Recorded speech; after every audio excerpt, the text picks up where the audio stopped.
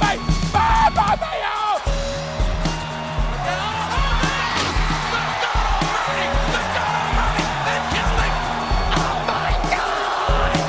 You will go one-on-one with The Undertaker!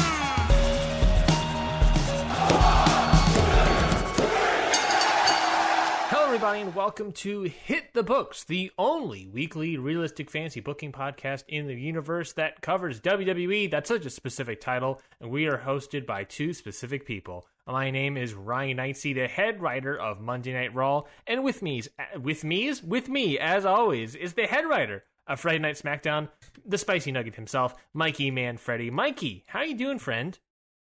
I'm doing great. I'm feeling spicy today. Good. This is, I do want to say, Mikey, and this is the opening topic I want to have discussion about, is this is the Friday after Winter is Coming AEW Dynamite, and I feel like we should just be clear to open up and start talking about that, because holy shit, my dude. Oh, you want to talk about that? Why not, dude? I've seen, so there's a bunch of conversation online and everything, and it doesn't matter like where you feel. I personally, and also feeling on the internet, feel like there has not been bigger levels of excitement for the wrestling world in this amount of time. I mean, last thing I can think about was the return of Edge at the Royal Rumble, but like that didn't compound with like, oh, WWE is working with like New Japan or something. You know, that was like, it was like two big hitters last Wednesday. Mikey, Mikey, I need them thoughts. Ryan, my thoughts are, what is happening in 2020? Wrestling is gonna be wild. I'm going to say working relationship with AEW and Impact. Yeah. That's super cool. I cannot, like, last night I started going through the Twitter and I saw after Dynamite went off the air, and I saw all the people from Impact, all the people from AEW calling each other out. I saw FTR call out the North. Like, I saw so many matches that I want to see, like Young Bucks, Motor City Machine Guns. Like, there's so many good matches that could come from this. Jon Moxley, Sami Callihan, people are saying. Like, there's so many cool things that could happen from this working relationship. And you know what they say? You know what they say about a rising tide and how it lifts all the ships? Yeah. That's what's happening right now. Wrestling is gonna be so good! Rising tides cause tsunamis. Is that what it is? Hold on. Am I getting the phrase right? Yes. No, it was great. That dream match of Young Bucks, Motor City Machine Guns. I'm going to make it a triple threat. Let's throw in Top Flight. Ooh. Or just have Top Flight, Motor City. I think that would be great. There's so many. I remember, I believe it was actually Kenny Omega. I think he was doing an interview with Meltzer, or if it was some sort of thing. I think it was the Meltzer interview, where he was saying that he likes working with other companies because he thinks that sort of fantasy booking of like, oh, the potential dream matches, and now opening, not to use overused phrase nowadays, opening the door there to opening the forbidden door. Yes, to make I coined it as, since it's not New Japan for the forbidden door, this is the forbidden window to Impact. Like, we're just gonna crack it open a little bit. It's the forbidden window because they still like noticed each other and still saw each other, but they never went past that window. But it was still a clear window where they could see each other and interact with each other. Oh yeah, but they couldn't like physically get there. Now that window's open. I get it. It's a better metaphor than door, actually. Yes, but there's a lot of potential here. Is that there's a lot of cool potential there, and yeah. So that the moment that free fantasy booking dream match mentality becomes a possible reality, it immediately triggers excitement across the internet, across the world of viewers. I mean, I understand there's a lot of the conversation about like the Sting part, which is like, why are they bringing in a 61-year-old to wrestle? And I'll be honest, folks, I doubt he's going to wrestle. Does anyone know if he's even cleared or anything to wrestle at this point? Can he? I don't know. Hasn't. It's looking like he's going to be like a mentor figure to Darby or something. I think that's way better from what we saw on Dynamite. I think that, and then also maybe a coach or producer backstage. True. I think could also be great, but no matter what, like people are like, oh, he's wrestling. It's just like Goldberg and WWE or whatever. It's like, nah. I push back on the Sting is going to wrestle mentality, because not only the fact that like the last time he wrestled, he got horribly injured, neck injury apparently, and he's not allowed to wrestle anymore. But who knows if that changed because Edge, Dean O'Brien. But then also, you know, we saw what happened to Kurt Angle, who, I mean, I don't know how old he was when he left Impact, joined WWE and Hall of Famer, but Kurt Angle's 51, 10 years younger than Sting. Kurt Angle left Impact, you know, still wrestling fairly well, or really well, then went to WWE, didn't really do anything and wrestle at all for like a full year. And then he admits himself, the moment he started wrestling again, he just like lost it. And he looked like gassed. He looked like out of place. And you can watch it. He admits it himself. All this stuff. And that was like a year. Sting hasn't wrestled for like years at this point. Maybe 5 years? And also he's 61. Like, the fact that anyone is putting any sort of mentality into, oh, Sting is going to wrestle. Sting hasn't wrestled since September 2015. Like, I doubt it, folks. Come on. But can we just appreciate that Sting is back on TNT? That was I don't use vernacular wrestling fans enough or at all, but I popped big time, and you know this. So I was watching it live. You were not, and I messaged you and Zach, our count out, and the rest of our count out, you know, group, I guess. And I messaged y'all saying that, like, look, you have got to watch this immediately with no spoilers. And I told you guys in the thing is like, you know, I'm never this excited about something unless it's like huge, unless it's universe changing. The last time, I'm gonna be real, the last time you did this was 2020 Royal Rumble when Edge came back. Yes. Last time I was there, I remember because I was at work that night, and I remember specifically getting texts from you saying, Mikey, oh my god, watch the Royal Rumble, don't spoil it for yourself, trust me, please don't spoil it, don't go on Twitter, don't go on Instagram. It was like 30 messages being like, just watch it, please. Yes. The things that are like, I would have popped for WCW probably back in the day, every single week, but like the things that feel like universe changing are huge to me. You know, like, I mean, Goldberg returning to WWE at the time was still like a huge moment. Brock Lesnar returning at the time was interesting, but also Brock Lesnar felt like a possibility because it was like MMA was over, UFC was over, and so it was like, oh, what's happening? We're hearing things with WWE. Both Edge and Sting were two surprises. I'll bring also all the way back to the Hardy Boys. Hardy Boys, Edge, Sting. All of those were surprises that no one saw coming.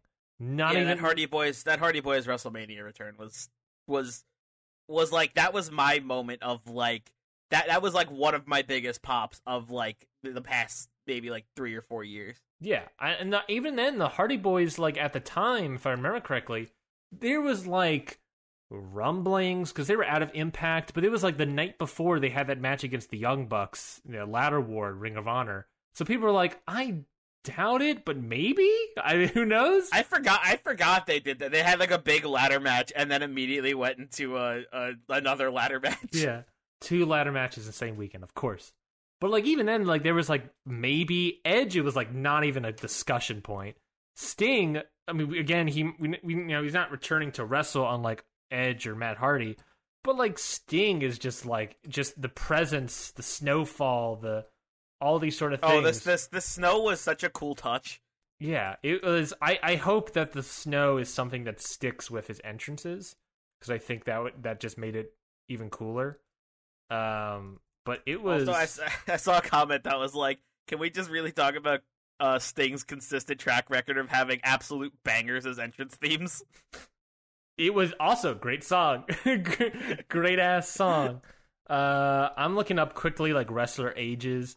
Sting's 61, Edge is like 47, Goldberg is 53.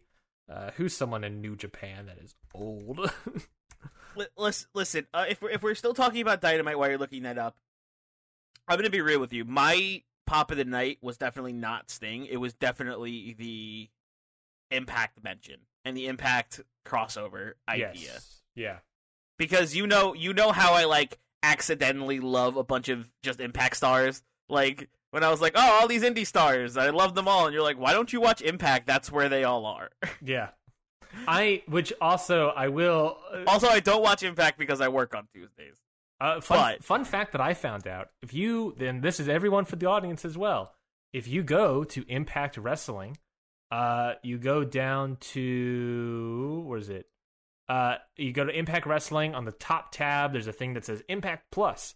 You can go to the drop down, click on latest Impact, and they have the last 4 episodes of Impact there sitting there that you can watch right now. The most recent episodes, so you can be 4 weeks behind and catch up in a day. I might do that while I plan my newest D&D campaign. Yeah. But so definitely worth knowing that for audience. But Mikey, I just want to quickly go through and pick out some names off to this roster list, and I want to throw them at you about who you think would be the greatest. Since we're fantasy bookers here, we are. Since we're fantasy bookers here, who would be the greatest AEW Impact matchup that you can think of off of some names I throw at you? You ready? Okay. Chris Bay. Okay. I want these to be quick. We got a lot of people. Oh quick. My god, but there's so many people. Honestly, I would love to see Chris Bay versus like Will Hobbs. Oh, that'd be cool. Ace Austin. I don't know who that is. Fair enough. Brian Myers, aka Kurt Hawkins. Where's Zack Ryder? Fair enough. Or Eddie Edwards. Don't know who that is. Fair enough. Don't watch. I do not watch Impact like at all. So, audience, if I'm sorry if I'm like being very annoying and not knowing anybody. I'll do my best to accommodate for that. Deonna Purrazzo. The current Impact Knockouts champion. I would love to see Deonna Purrazzo take on Hikaru Shida. Yeah, have a champion versus champion match. Mm-hmm. I would not be surprised if we get a Deonna Purrazzo, Britt Baker match or tag team at some point. Yes. I think there's possibilities there. Who else? Jordynne Grace. Jordynne Grace, Nyla Rose. Kimber Lee. Chris Statlander. I know she's not in wrestling form right now, but if we're talking dream matches. Who else? Ken Shamrock. Ken Shamrock. Put Ken Shamrock against Billy Gunn. Yeah, why not? Who cares? Motor City Machine Guns. We already started talking Bucks. about that one. Rhino versus Wardlow. Rich Swann.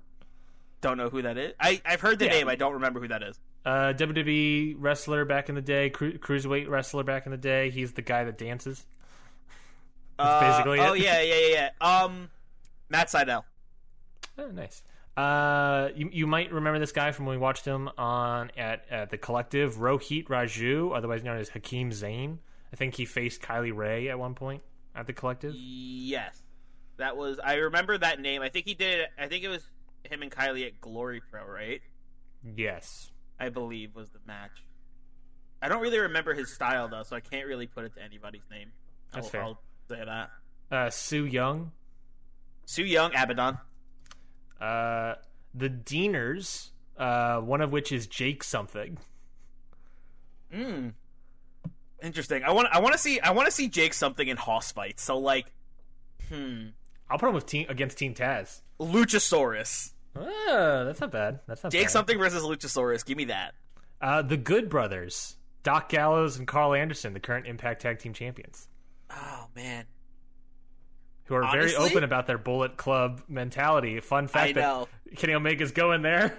I would love for them to face Private Party because I kind of love Private Party. Oh, that's an interesting matchup. I think it could be a cool dynamic. The North, interesting enough. There's the Good FTR. Brothers who have that are Bullet. Well, there's the Good Brothers that are Bullet Club, but then there's the North who are from Canada, like Omega. So who's he gonna side with? I guess. Give me the North FTR any day.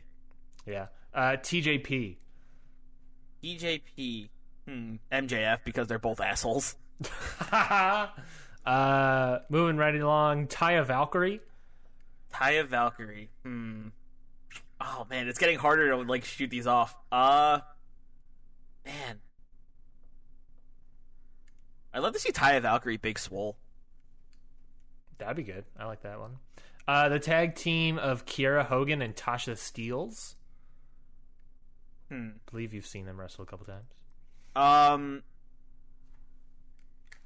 You can easily just do Ivelisse and Diamante. I was thinking that, or I was thinking Tay and TJ. Yeah, TJ. And finally Willie Mack. I don't think I know who that is. You don't know who do you remember Lucha Underground? I watched like barely a season of Lucha Underground. Damn. Anyways, well, I think Willie Mack. I think Willie Mack and I think Hobbs would also be a great pick. Just give me two hosses. But Willie Mack also works well with smaller dudes. So let's just do Willie Mack and Jungle Boy. Why not? I would also love to see a Taya Valkyrie versus Brian Cage match, but I know they're not going to give me an intergender on AEW. But still, no. But they could in Impact. They could in Impact. I don't see any way. Or Jordan Grace versus Brian Cage. Yeah, I mean, honestly, I wouldn't be surprised if that somewhere exists. I'm pretty sure that match has happened. Yes, somewhere. Impact. I think the roster is not like. Is it the greatest? Is it the greatest opening maybe in the world? You know, I think the problem in a lot of like the inner discussion is comparing it to New Japan. Mm-hmm. But what I like from Impact is that, and I think this is the point of conversation that I really want to make, is a lot of people the past several months have been dunking on AEW for their women's division. Yes. I mean, it's fair. It's fair because they're doing very bad at booking storylines for the women's division. Yeah. And they're starting to put out a lot of women's division storylines. You know, we got Shida Abaddon, we got Baker Rosa, we got I like this Shida Abaddon storyline sort of right now. The little bit of fear in Shida. Yeah, they got like 2 or 3 storylines happening right now in the women's division that I can think of off the bat. There's also they've been I put out a tweet saying that as much as we talk about how the NXT women's division's the best right now, all of like the huge name independent female wrestling stars I can think of that aren't signed are like currently appearing on AEW Dark. Mm-hmm. You know, again, you know, we had the Ben Carter incident where he was there on AEW Dark and then he got swooped up. So, you know, who's to say what will happen? But, you know, I think, you know, they're starting to get new, increase the amount of women's division. And on top of that, working with New Japan, you only get men. Working with Impact, you can also get a butt ton of great women wrestlers. Mm-hmm. To help support even more, to have Impact potential matches. Impact has an amazing women's division. They do. I would say it's maybe secondary to NXT. True. It's really great. And not only that, Mikey, and I think this is the best thing yet, is that we've been hearing rumors about a women's tag team title. Well, guess what Impact has been doing?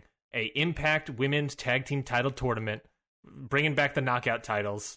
Love it. Where one of the challengers are Jordan Grace and Jazz. Wow, Jazz? So, yes. Which is great. Coming out of retirement already to wrestle.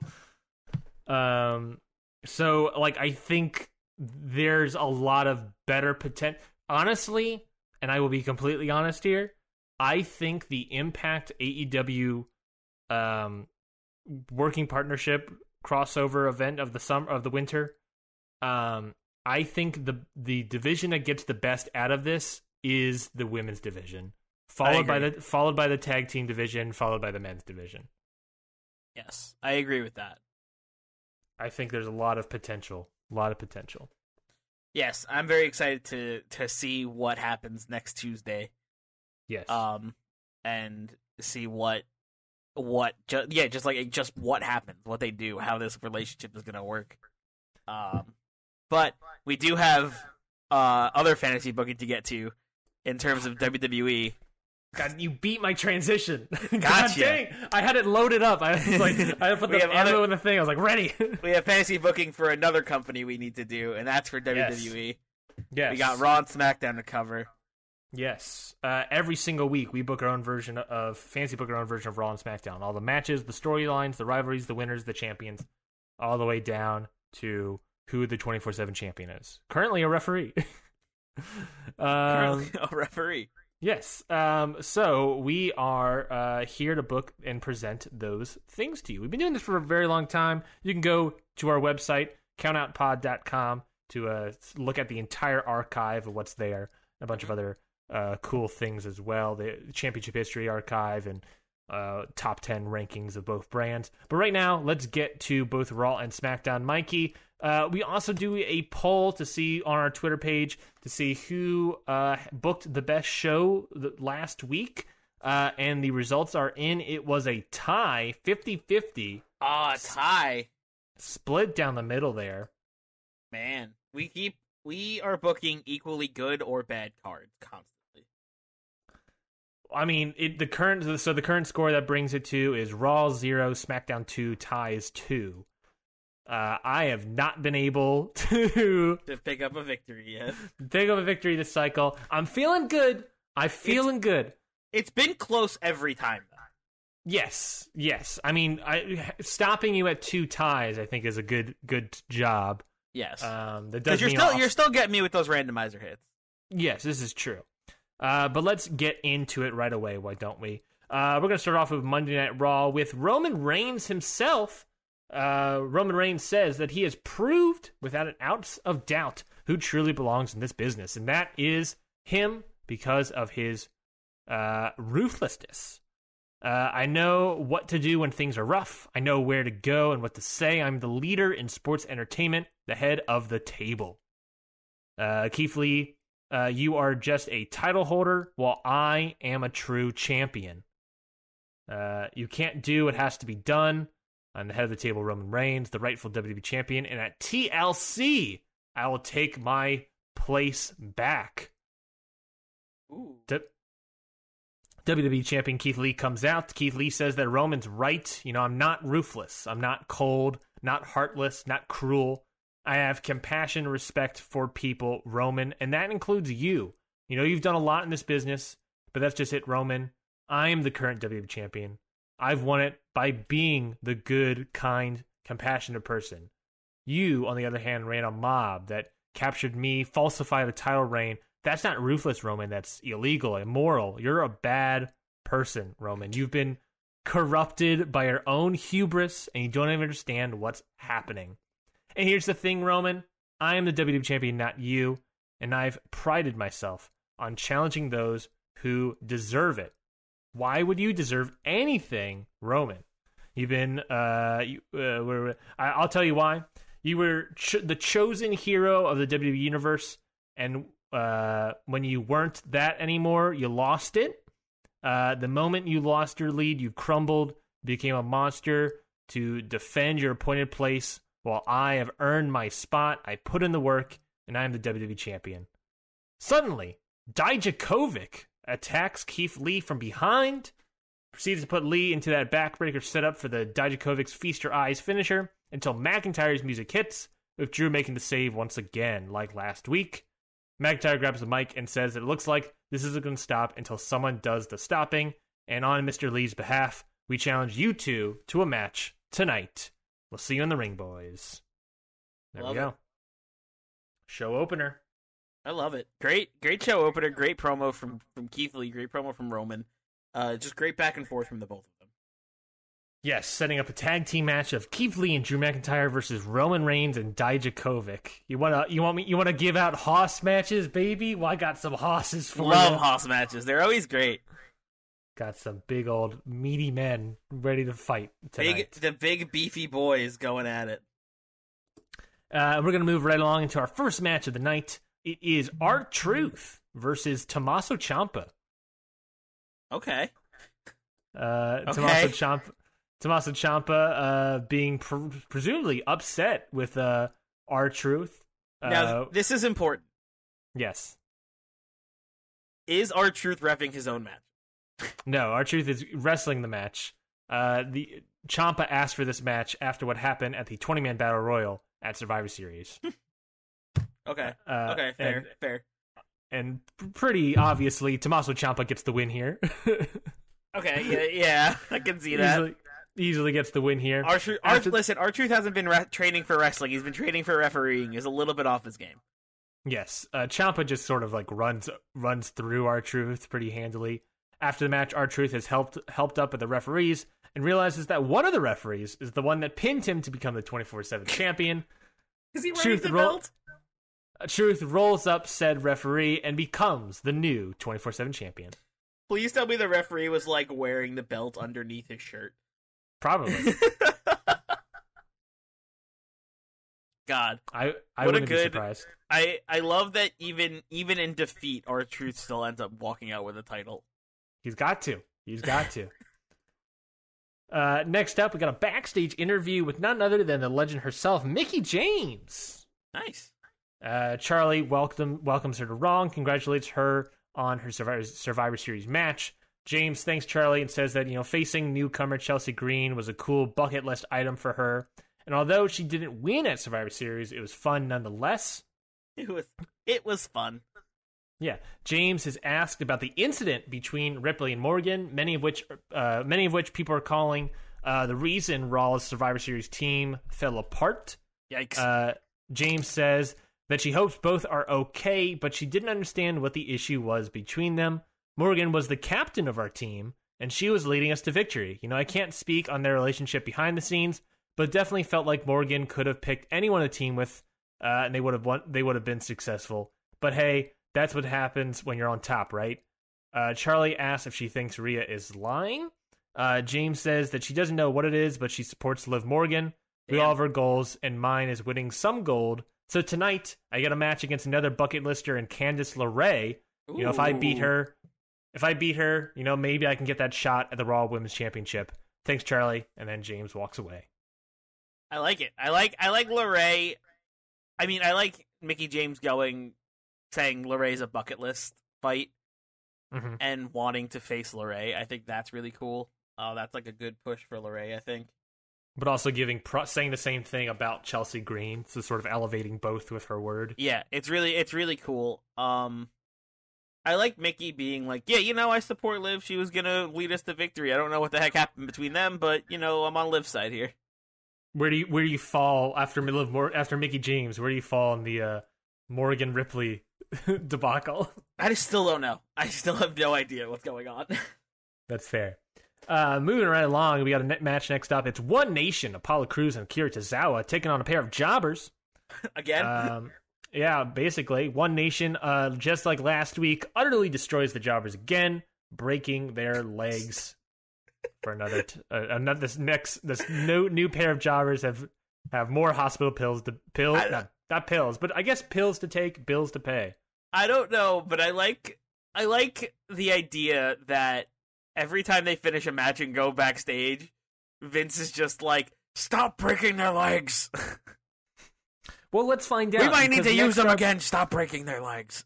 Because in the segment afterwards, Crews grabs the microphone and says that One Nation has dominated the blue brand, and it's about time we take over this one. And we mean dominate. One Nation will become this tag team division. We will take out every single team until we are the only ones remaining. This isn't a threat. This is a promise. Oh no, they're going to break everyone's legs. One Nation stands tall. Crew and Tozawa both hit their chest twice and put up one finger, debuting their new One Nation salute. I like it. I like it. I like the... So would you say One Nation is throwing them up? Maybe. Maybe. I do have Oney Lorcan. Okay, so I feel like there's going to be a backstage segment next week, and One Nation is going to stop skipping the middleman of having a match, and they're just going to start taking pipes to people's kneecaps. They easily could, and easily should. I don't see any reason why not. I don't see any reason why not to injure my whole roster. Who cares? They'll heal. Oh man. Next up, we have the third match of the night, and it's Candice LeRae versus Mickie James. Candice LeRae, however, gets this win. Nice. I like big win for Candice LeRae over Mickie James here. Yeah, sort of just pushing that narrative of, she's been sort of gunning for Shayna Baszler, so getting a win over Mickie James here sort of increased that. After the match, though, Chelsea Green comes out and attacks Candice LeRae. Oh, no. Green helps James up and raises her arm. What? Then Liv Morgan comes out. And the three celebrate in the ring together, beating down LeRae. What? What? Ripley makes the save. She comes out and makes the save, and the three women flee. What is this, a new faction? A lot just happened, Mikey. Liv, Mickie, and Chelsea Green. Yes. Interesting. What do they got going on? What's their deal? What's their story? I want to know more about them. Next up, we got a backstage interview of Ricochet. Ricochet says that the Survivor Series match with Sheamus was a disappointment. I felt like I was on a roll, lack of a better word, with Sheamus. Felt like I had his number again, not lack of a best word. And after then, Tommaso Ciampa snatched it out from underneath me, and now I got two people gunning for me in my United States Championship. Well, I'm the champion, and so. But then MVP and LLC walk up. MVP interrupts Ricochet. Don't want to expect this to happen. MVP says that he's heard about enough from from you, Rick. Doesn't matter at all about you and your United States Championship, because what the real story is who's taking it. And that will be me when I defeat Tommaso Ciampa next week. I wanted you in this business, Rick. You could have had money and the title, the girls, all those things. This is your fault. LLC then attack Ricochet, beat him down, but Ali and Alexander make the save. Ali and Alexander, I like it. The fly guys. The two fly crew? They're not two anymore, though. Is it the three fly? The three fly crew? That's impossible to say. Oh my god, the fly. Oh, let's just do the fly guys, I guess. The fly guys. That might have to work. But yeah, new factions. The sequel to Fall Guys, Fly Guys. Yes. Moving right along. What do I have written? Okay. Moving right along, we got a tag team match, women's tag team match. Mandy Rose and Dana Brooke teaming up again after last week's success, taking on Peyton Royce again, but this time Peyton Royce is with Sonya Deville. I like Peyton Royce doing the interview process of trying to find a new tag team partner. Yes. Unsurprisingly, Mandy Rose and Dana Brooke do a lot of tag team moves. So there's sort of some last week they've improved and got team moves together, while Royce tries to, but Deville is not having it. Deville gets mad at Royce following the match. When they both lose, Rose and Brooke get the win. I like that you're building Rose and Brooke and just putting them against these experimental tag teams where Peyton Royce is like, you didn't work out, maybe you. Yes, exactly. Yes, trying to find that iconic magic, maybe? Trying to find iconic magic with another. Yes, exactly. Moving right along to the next segment, it's got a video package here. It's a video from Edge, so he's in his Canadian compound training. He thanks Daniel Bryan for the wake-up call. You're right, I'm not here for dream matches. I didn't spend a decade on the sideline just to come back for dream matches. I came back to secure my legendary status and cement my spot as the best person in this business. That's the truth. You can talk about the truth, while only sharing your opinion, but the truth is only presented by facts. So let's look at the facts. You and I have only faced each other once in our entire careers. It was the Raw after Night of Champions in 2010 when you won the United States Champion. And let me tell you who hit a spear and pinned you for 3 that night. It was me. Those are the facts. That is the truth. It was me, Brian. You can say you can beat me all over the globe, but the fact of the matter is that I've beaten you once already. So let's run it back, Daniel. You say I'm the relic of the past, that I'm damaging the past, but let's bring the past into the future. You and me, once again, this time at TLC. In the match At the that I LLC perfected. pay-per-view that they bought. Yes. In the match that I perfected, the TLC match. And history will repeat itself when I pin you 1, 2, 3. Spicy TLC match between Daniel Bryan and Edge. Yes. I love it. Yes. It's Edge versus Daniel Bryan. It's right to have a beard match. It's a hair versus hair match. A beard versus beard TLC match. Maybe Whoever that's a match loses I has do. to shave. Yes. There we go. And that's that little video package from Edge. I love it. Moving right along into the main event, it's Keith Lee and Drew McIntyre versus Roman Reigns and Dijakovic. Sort of announced at the beginning of the show. Mm-hmm. The finish of the match is that Keith Lee's on the apron. You know, him and Dijakovic are fighting about something. Roman Reigns grabs Keith Lee off the ring apron and power bombs Lee through the announce table. Jeez. This moment allows Dijakovic a chance to roll up Drew McIntyre. However, McIntyre rolls through, headbutts Dijakovic, and then claymores his ass for the win. Ooh. Drew McIntyre, Keith Lee get the victory over Reigns and Dijakovic. I love it. Nice roll through by McIntyre to get that like headbutt. I like the spot into like the headbutt to Claymore. Like I like to think he's like stunned back, and Dijakovic's like, "Whoa!" And then he's like, "Oh, you're groggy. Well, here's this. like A kick he's to the like, face." "Whoa!" Bounces off the ropes, and then McIntyre like bounces off the ropes at the same time, and just bah, Claymore. Great, love it, beautiful. There we go. That's Monday Night Raw for you folks.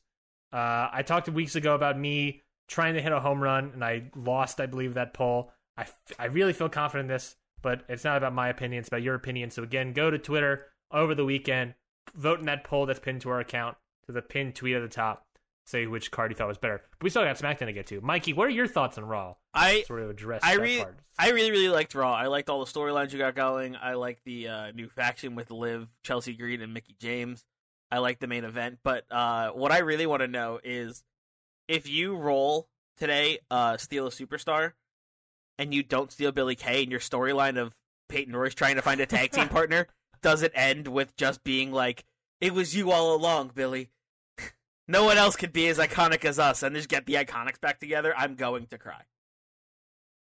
I like the idea of, I love the idea of that. And the moment you said that, I just thought to myself like the song of like, what is that? Oh shit, how's it go? Oh, never mind. I forgot how the song goes. Damn. But yeah, so I'm glad you enjoyed it. I made a new faction despite having Ruby Riott on my roster. I made a faction with Morgan, Green, and James. This is the thing we were talking about last week when I was talking about like I had maybe ideas for Riott, but I have better ideas. This is what I was talking about. And I'm very excited about the next couple episodes before. We got 2 more episodes after this before TLC. Yeah, I'm also very excited to see where you go with this. Would you like to know what I hit you with the randomizer? Yes, I saw you hit the randomizer in the background, so I'm both terrified and equally nervous. Thank you, audience, for voting a tie, but now I will pay the price of not booking well enough. Ryan, you actually won't be paying any punishment because the randomizer has been on my side and gave me another miraculous recovery. Hey, 2 weeks in a row. 2 miraculous recoveries in a row. The randomizer really wants either Danny Burch or Humberto Carrillo back on the roster. They really do. You can't blame them. So I get to roll a D4 plus. Well, I get to flip a coin to see who gets the miraculous recovery, and then I get to roll a D4 plus 1 to see how much weeks are taken off of their turn. Correct. All right. So Ryan, would you like to flip a coin for me? I got heads on Danny Burch and tails on Humberto Carrillo. Sure. I'll flip a coin for you. Flipping a coin. It is landing on tails. Tails is Humberto Carrillo, so he gets a little bit of a bump up on his recovery, and I rolled a 3. A 3? Is that 3 plus anything? 3 plus 1, so he gets 4 weeks off of his recovery. I believe Humberto Carrillo was was last week's miraculous recovery as well. Yes. I think he only got like 1 week taken off or something like that. 1 or 2 weeks taken off. It was something 2 tiny. weeks. Now it's 4 weeks, so now he goes from April 18th to March 21st. Birch and Carrillo really working hard to get back in the ring. Yes, Humberto Carrillo felt that he was getting a push, so now he's working hard to get back in time. Going all the way, shaving a full like 6 weeks off of his return recovery. time. Yeah, in the past 2 weeks, just going ham on physical therapy. Now he can easily be back in time for WrestleMania. Yeah, as well. Now I think WrestleMania this year was supposed to be like March 28th, assuming it still happens, or maybe April 4th. I don't remember which one. It's usually April, but I feel like it was March this year. So now, either way, he is definitely back in time for WrestleMania. Yes. To make his re-debut at the Andre the Giant Memorial Battle Royal. Oh man. All right. Okay. Well, now that we've rolled the randomizer, let's head over to Friday night, shall we? Yes, let's. All right. Well, over on Friday night, Sasha Banks is opening up SmackDown. She comes to the ring, grabs a mic, and she says, "I know I've been quiet since Survivor Series. That's because I lost to Shayna Baszler. I'm the only champion on SmackDown who lost their match, and that weighs heavily on me. However, that doesn't change the fact that I'm still the champion, and I still made my way to the top by fighting my way there. I'm still the most dominant woman in this division, and I'm not going to let anyone take that away from me, especially not an entitled brat like Charlotte. She has never had to earn anything in her entire life. She got where she is by being Ric Flair's daughter. She's handed title shots left and right, and if she wants to step up to the boss, then the queen is going to find out who's really sitting on the throne here on SmackDown." Charlotte's music hits, and she comes to the ring. "Sasha, you can come at me all you want, but once you start saying I didn't earn anything I have in this company, that's where I draw the line. I worked just as hard as you did. Hell, we trained together in NXT. We fought together in NXT. We came up together. I've had to do as much scratching and clawing as you have to get where I am today, and you know that. You want to disrespect me, whatever, but never say I didn't work hard. When I take that title off you, you'll see just how hard I've been working."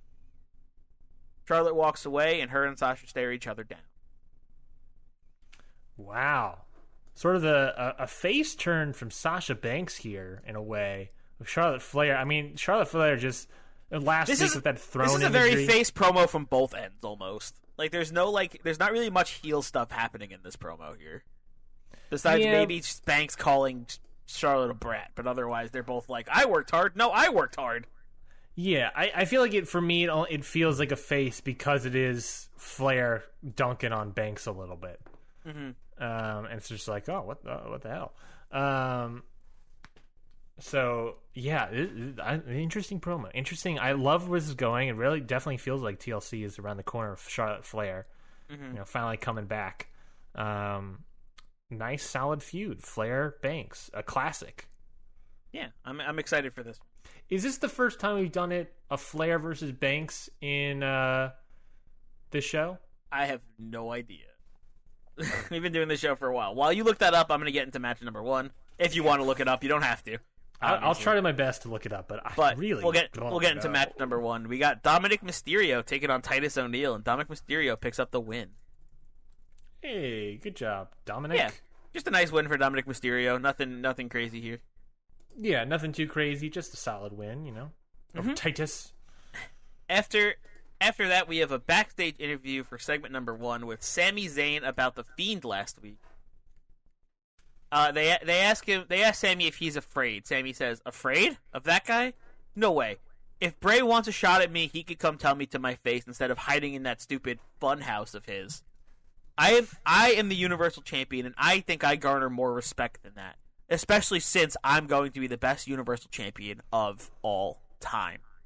Sami walks away, and then, which reveals behind him, Abby the Witch has been watching the entire interview in the background. Of course she has. Of course she has. So yeah, we get Sami Zayn walks away, and then we kind of zoom into the background, and we see Abby the Witch watching from behind a random box of stage stuff. Yeah, just a box of toilet paper. After that, we have match number 2. We have Naomi taking on Natalya. Naomi making her return to SmackDown here. And Naomi gets a big victory over Natalya.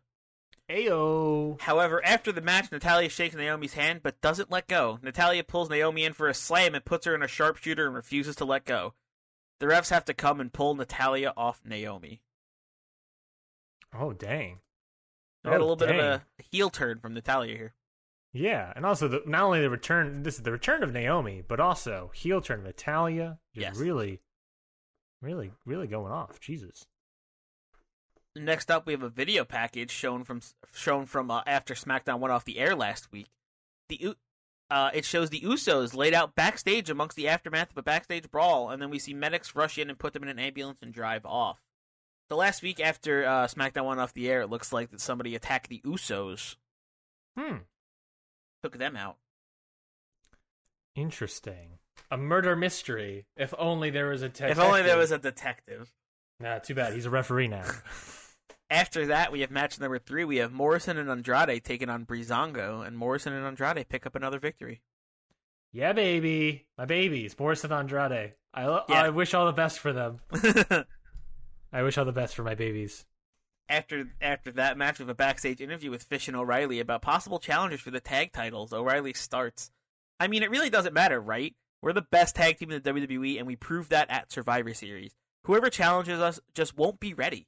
Especially not the Usos after what we saw happen to them. Fish steps in and says, look, like my partner said, it doesn't matter who challenges us or when. We're going to be holding these titles for a long, long time. And that is undisputed. And the two walk off. Undisputed Era laying down the law about who's in charge here. Mm-hmm.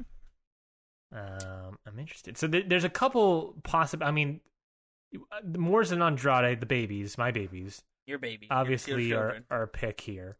The Usos were an easy pick, but the fact that they've been attacked after last week and they were not present this week definitely is sort of like, interesting.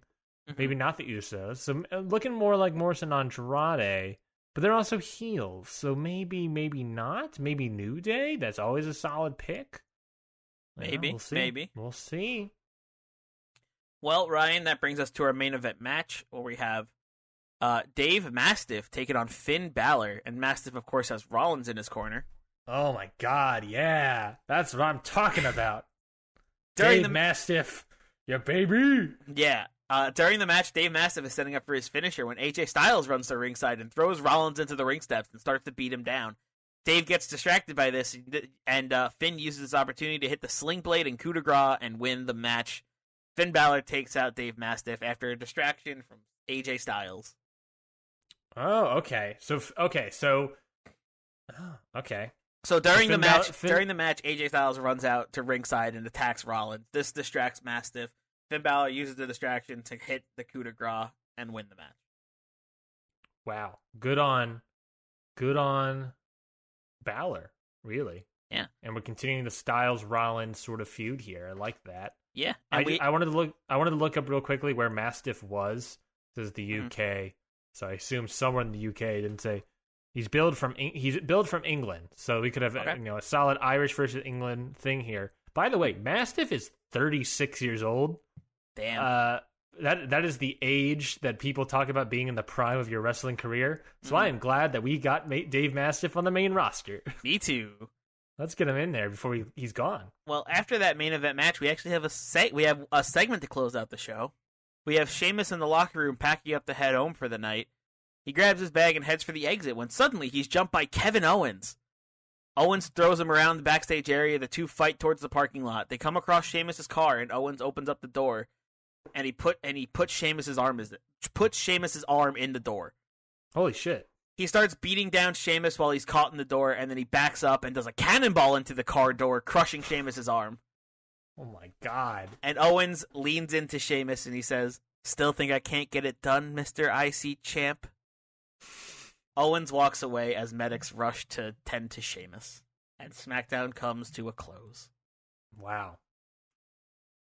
Wowie, yowie, wowie. Am I right? Bray Wyatt? Yowie, wowie. Yowie wowie indeed. Holy crap. That is a lot. That is a lot. Oh my god. I thought it was a solid SmackDown. I thought it was a real solid SmackDown. I love my babies getting more wins here. Interesting stuff happening with the tag division here. You know, some solid matches with Dominic Mysterio, Natalya heel turn, Naomi reveal. I love my boy Mastiff. The IC title, holy crap! Kevin Owens going after Sheamus for real. Yeah. I like to assume. I don't know. I know you didn't specify the arm, but I like to assume it's the arm he uses for that like clubbing blow when his opponent is trapped on the ropes. Mm-hmm. So I like to imagine that. What is it? The beats of bottom or something like that? Something like that. I thought it was solid. And I love the opening. We got, so it really looks like TLC is going to be Banks, Flair, Undisputed Era versus somebody, Styles versus Rollins, Sheamus versus Owens. And I don't know if I guess that might be it. I don't know. But I'm very much interested and in possibly Fiend versus Sami Zayn. Possibly Fiend versus Sami Zayn. How many matches do you have for SmackDown? Do you only have 4? I only have 4 this week. Oh, interesting. Because I had a lot of segments, so I only did 4 this week. No, I'm saying at TLC. At TLC, I'm not sure. Looks like I only have a few. Yeah. Yeah. I have the only pre-show match. But yeah, so you have like 4 matches. So it's not like a lot, but also I think you got tons of matches to really size up there. You got some sizable matches. I thought it was a solid SmackDown. I thought it was a real solid SmackDown, and I'm upset. Yeah, I will be furious if I lose. Fair enough. I want to win. I want to get this win. I thought it was a solid SmackDown. I don't think I have like any comments or concerns or questions, really. I mean, I guess I said all my concerns, but I don't think I have any questions. Why haven't you put Miss Dominic and Rey Mysterio in a tag team yet? Unless they're the ones taking out the Usos. That's crazy. That would be insane. I haven't used the father-son tag team yet. No, yeah, why haven't you used them yet? I don't know. I feel like I want. Like, I feel like it's not. I don't want that to be like a permanent thing. Like, I don't want it to be Dominic and Rey. I kind of want Dominic to be his own superstar. Yeah. No, like, I don't want it to be like. I don't want it to be what Charlotte Flair was accusing Charlotte Flair of, or Sasha Banks was accusing Charlotte Flair of. Nepotism. Of being like getting everything handed to her because of her dad. Yeah. So I'm trying to separate Dominic from Rey a little bit, but like. A tag team match with the two of them definitely isn't out of the question. But I don't think I want like a permanent tag team with the two. Understood. Well, let's see. I rolled the randomizer. Okay. And guess what? The randomizer liked being nice so much that they did it twice. Miraculous Recovery. Wow, we're getting a lot of those lately. We are. I don't know. Our superstars are working hard to come back. Yes. I do have an injured list of a couple of people, but Jinder Mahal is just sort of injured till whenever, and Becky Lynch is kind of just on the list. Not injured, but on the list. You can't really speed up pregnancy, and also that'd be dangerous. But I do have Chad Gable, who was injured for 20 weeks, so obviously he's going to be the one that gets to be healed. But I'm going to roll a D4 real quick to see how many weeks we can knock off of that 20-week injury. I rolled, it's D4 plus 1. I rolled a 4, so that's 5. A 4? Looking good for Mr. Chatty Gabes. Chatty Gabes. Chatty Gabes over here. Let's see. He is currently scheduled to return January 11th. So 5 weeks ahead of that is 1, 2, 3, 4, 5. He is currently scheduled to return this Monday. Interesting. I can use him as early as next episode. That's huge. Not really, maybe it's huge. I can probably use something for him. That's pretty big. That's pretty big. I can use Chad Gable here. You had somebody who was going to come back in January. Now they're coming back, like, what, next week? You said? That's pretty good. That's pretty good. Good on you, Chatty Gabes. Maybe, him and Hiromu are taking the same supplements. Did I say Maybe. Hiromu? I mean Humberto. I guess maybe also Hiromu Takahashi. The whole Maybe. broken neck thing. Well, there we They're sharing. Yeah, they're sharing. Well, I'd love to see it. Maybe I can incorporate him into the Daniel Bryan storyline a little bit, seeing that he was Daniel Bryan's mentor or mentee, the one that he was being taught by, mented. He's the one he was being mented by. Mented. There's mentors and mentees, but what's the act of menting? Isn't that making coins? That's minting. We change out the vowels. So there's manting, there's Minting, menting. there's manting, there's menting, Whatever. there's minting, Manting, there's monting. monting, and there's munting. You don't want to be munted. I can promise you that much. Oh my god. Well, that's it, folks. That is it for this week's episode of Hit the Books. We will see all of you and Chad Gable next week. And Chad Gable now. But Mikey, anything to plug to close out this show? I mean, you could go check out Independent Waters, our show, me and Zach Batista show every Wednesday, where we take a deep dive into the independent wrestling scene and pull out some gems for you to enjoy. We give little quick reviews on those, so if you want to go check that out and find some cool independent wrestling to check out, go watch that show. Go listen to that show every Wednesday here on the Count Out Network. Yes. And hopefully, that's the problem, is I can't speak to it. But hopefully, I will have the next installment of G1 and Only this Monday on the goddamn network. I better have it. So, Mikey, here's my thing. I talked about this last week. I talked about this last time. I talk about it all the time. Have you still not gotten your DVDs? No, I haven't. At the time of recording, on Thursday morning, I have not received my goddamn DVDs that have all these matches that I need to watch off of them. So if I do get, like, the DVDs in time, I will do my best to try to get an episode out by Monday. I can't, like, promise that because I got to watch the matches and put the show together and do all that stuff. But I would definitely try my best all weekend. But I'm looking it up. I purchased these DVDs November 8th. It's been almost a month. Yeah, so the time of the recording is December 3rd. I looked at the UPS or USPS postal service sort of tracking number, and it said it was been delivered last night. And I didn't get anything. And I looked. It's been delivered last night. No, it hasn't. No, it hasn't. Because I looked at it again this morning, and it says in transit, December 2nd, arriving late. So my guess is that it was really. My guess is that it was on the truck, but because it was arriving, the truck's route was so long or whatever that it just didn't get off the truck. So hopefully I'll get it today at December 3rd. Who knows? I hope so, Fred. I really hope so. Oh boy, because I need to get. I feel bad. I feel bad that I haven't put out an episode in a month, practically.